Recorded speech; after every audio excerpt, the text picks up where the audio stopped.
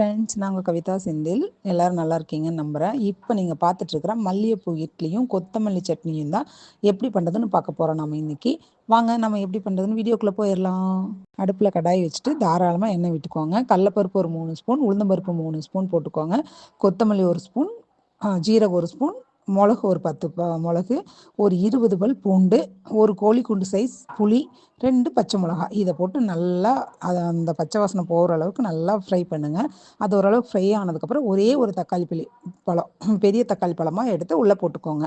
2 பெரிய வெங்காயம், medium size வெங்காயமாக எடுத்துக்கோங்க. பெரிய வெங்காயம் வேண்டாம், மீடியம் சைஸ் வெங்காயமாக எடுத்து நல்லா ஸ்லைஸாக நீளவாக்கில் கட் பண்ணியிருக்கேன். அதையும் போட்டு அப்படியே கிளறி விடுங்க. அது சூப்பராக வணங்கிட்டுருக்கு. இப்போ அதுக்கு தேவையான அளவு உப்பு போட்டுக்கோங்க. மஞ்சத்தூளும் போட்டுக்கோங்க. அங்கே பாருங்கள், மல்லிகைப்பூ இட்லி பக்கத்துலேயே ரெடி ஆகிட்டுருக்கு. அதுக்குள்ளே இது வணங்கி ஒரு அரோமா கொடுக்கும் பாருங்கள். எல்லாம் மிக்ஸ் ஆகி அப்படியே வெந்து வரும்போது ஆடாடாடா கனமாக இருக்கும்.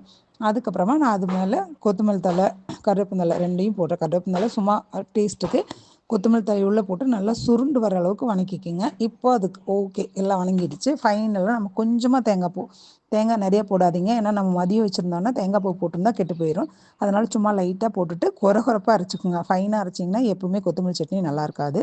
இப்போ நம்மளோட கொத்தமல்லி சட்னி ரெடி. அதுக்கு தாளிப்பு கொடுத்துடலாமா? கொஞ்சமாக எண்ணெய் ஊற்றி கடுகு, கடலப்பருப்பு, வரமிளகா, கருவேப்பிலை எல்லாம் போட்டாச்சு. இப்போ ஃபைனலாக நம்ம தேங்காய் சட்னி, குருமா, கொத்தமல்லி சட்னி, நம்மளோட மெயின் டிஷ் கொத்தமல்லி சட்னி 3ஓடையும் வச்சு சாப்பிட்ற போது அவ்வளோ சூப்பராக இருக்குது. எனக்கு இந்த மாதிரி 3 சட்னியோட இட்லி சாப்பிட்றது ரொம்ப பிடிக்கும். உங்களுக்கு பிடிக்கும்னா கமெண்ட் பண்ணுங்கள் ஃப்ரெண்ட்ஸ்.